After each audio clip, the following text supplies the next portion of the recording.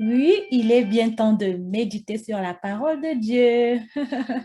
Bonjour frères et sœurs, j'espère que vous allez très bien par la grâce de Dieu et que les vacances se passent aussi très bien de votre côté. De mon côté, par la grâce de Dieu, ça va super bien.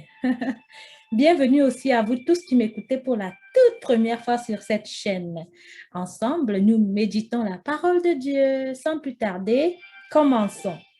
Donc aujourd'hui, mes frères et sœurs, je vous invite à lire avec moi ce très beau texte rempli de beaucoup de surprises du Seigneur Jésus-Christ. Jean chapitre 6, versets 24 à 35. Comme d'habitude, avant de commencer, voici quelques questions que je vous propose d'avoir en tête durant la lecture de ce texte biblique. Qu'est-ce qui vous étonne dans le texte que nous allons lire? Y a-t-il quelque chose qui vous paraît bizarre dans ce texte? Qu'est-ce qui retient le plus votre attention? Est-ce que vous trouvez des liens entre ce texte et d'autres textes? Donc, ayez ce petit guide en tête durant la lecture. Vous pouvez aussi avoir d'autres questions, bien entendu. Je vous laisse quelques secondes pour bien vous installer et peut-être aussi prendre votre carnet de notes, votre Bible, ainsi de suite. C'est bon? OK. Je vous propose aussi d'autres textes pour compléter notre étude biblique. Donc, c'est Exode chapitre 16, vous avez les versets. Somme chapitre 77 ou 78 selon votre version biblique. Et Éphésiens chapitre 4. C'est bon? On commence? D'accord. Jean chapitre 6, des versets 24 à 35.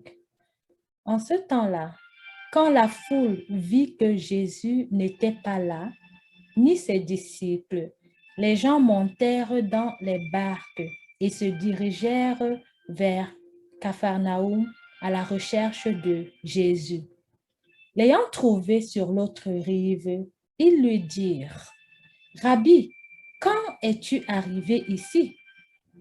Jésus leur répondit, Amen, amen, je vous le dis. Vous me cherchez, non parce que vous avez vu des signes, mais parce que vous avez mangé de ces pains et que vous avez été rassasiés.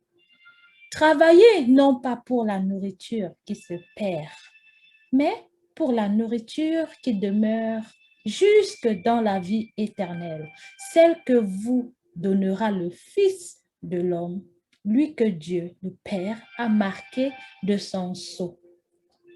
Ils lui dirent alors, que devons-nous faire pour travailler aux œuvres de Dieu? Jésus leur répondit, l'œuvre de Dieu, c'est que vous croyez en celui qu'il a envoyé. Ils lui dirent alors, quel signe vas-tu accomplir pour que nous puissions le voir et te croire? Quelle œuvre vas-tu faire? Au désert, nos pères ont mangé la manne, comme dit l'Écriture. Il leur a donné à manger le pain venu du ciel. Jésus leur répondit, Amen, amen, je vous le dis, ce n'est pas Moïse qui vous a donné le pain venu du ciel, c'est mon Père qui vous donne le vrai pain venu du ciel. Car le pain de Dieu, c'est celui qui descend du ciel et qui donne la vie au monde. Ils lui dirent alors, Seigneur, donne-nous toujours de ce pain-là. Jésus leur répondit, moi, je suis le pain de la vie. Celui qui vient à moi n'aura jamais faim. Celui qui croit en moi n'aura jamais soif. Donc, frères et sœurs, nous venons de lire Jean chapitre 6, des versets 24 à 35. Je commence par vous. De votre côté, que découvrez-vous dans ce texte aujourd'hui? Que retenez-vous? C'est bon? Vous pouvez mettre la vidéo en pause ici pour bien méditer sur ces textes, noter vos questions, vos étonnements. C'est bon? OK. De mon côté, j'ai tellement de questions.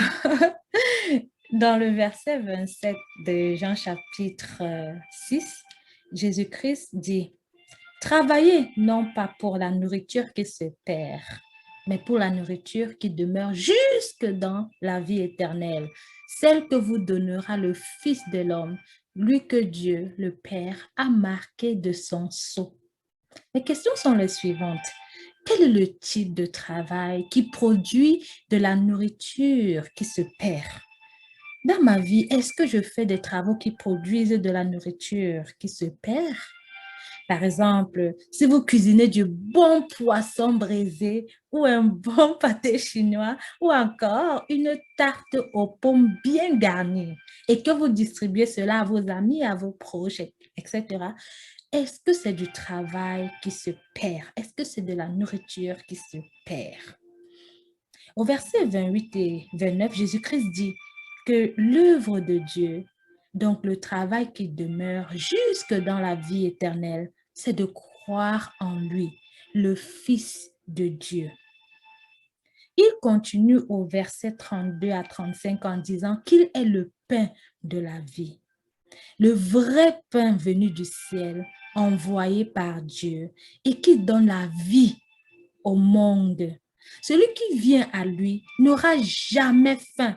Celui qui croit en lui n'aura jamais soif. Je me demande comment savoir la différence entre venir en Jésus-Christ et croire en Jésus-Christ. Pour ce qui est des liens, dans Exode chapitre 16, versets 4 et 12, il est écrit, « Le Seigneur dit à Moïse, « Voici que du ciel, je vais faire pleuvoir du pain pour vous. Le peuple sortira pour recueillir chaque jour sa ration quotidienne. Et ainsi, je vais le mettre à l'épreuve. Je verrai s'il marchera ou non selon ma loi. J'ai entendu les récriminations des fils d'Israël. Tu leur diras.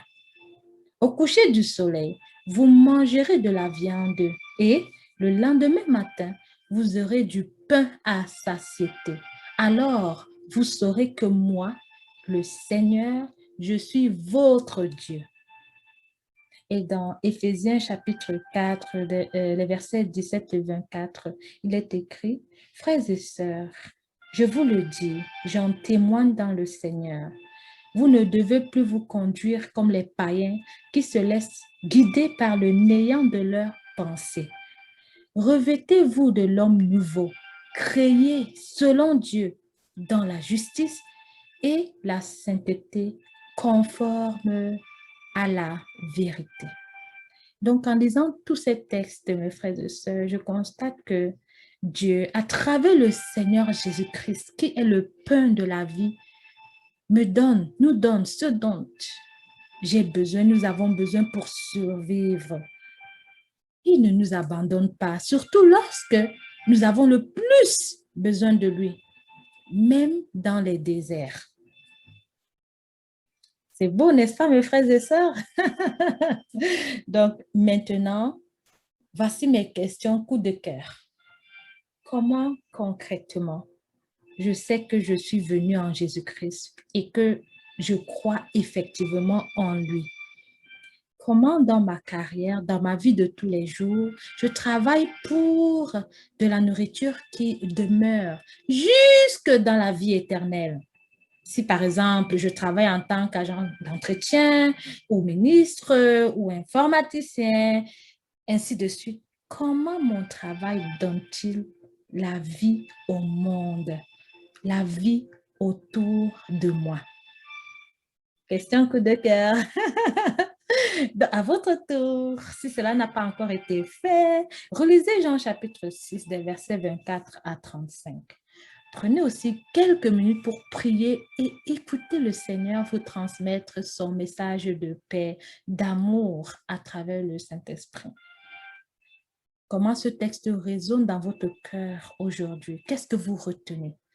Nous avons toute la semaine, mes frères et sœurs, pour continuer à méditer sur ces textes, à partager avec les autres et surtout à écouter les enseignements en lien avec ce texte-là.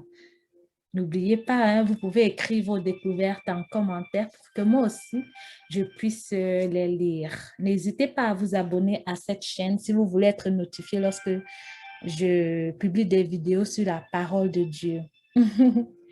Donc, excellente journée, bénie sous la protection du Tout-Puissant. Merci, à la semaine prochaine.